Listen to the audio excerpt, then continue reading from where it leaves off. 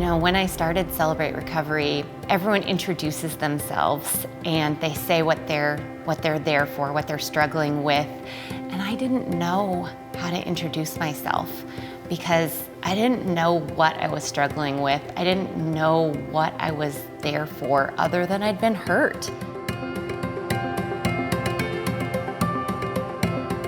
So we've been members of Canyon Ridge for almost 15 years, and I knew about Celebrate Recovery. And so when I found out about my husband's addiction, I had told him that if there was any chance of our marriage working, that he needed to take care of himself first.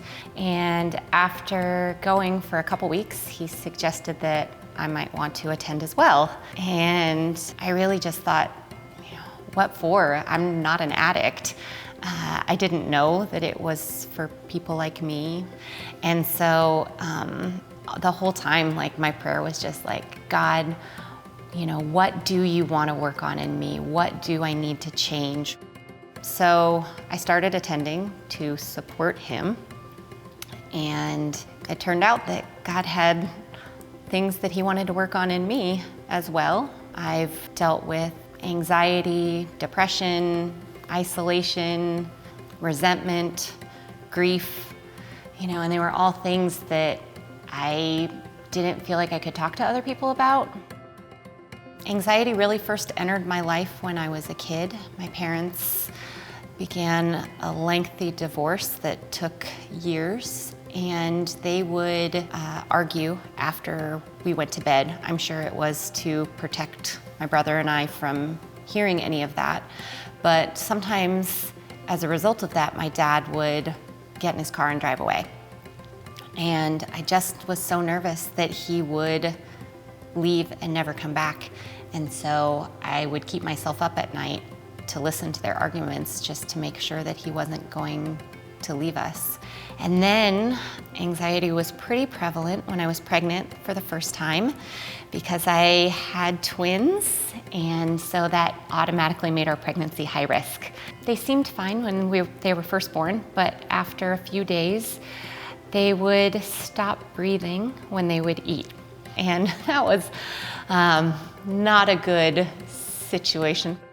Anxiety is definitely something that I've struggled with a lot and continue to struggle with. That's not something that's gone away, but I forget in those moments that God can do things that I can't even imagine. My favorite stories from the Bible is Moses leading God's people through the sea. And, they were standing there with the sea in front of them and an army behind them, and they could see no way that, they could come through this.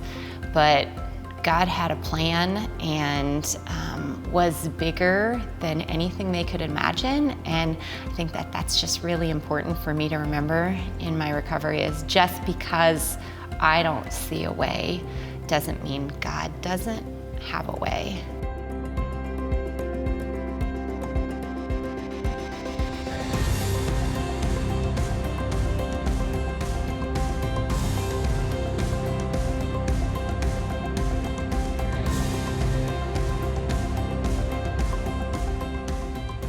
Our life is so different from what it was before. Our home feels happier. My kids have a father who's more engaged and loves them, and we're not distant in the way we were before. Well, I definitely didn't think that I would have a story at the end of this.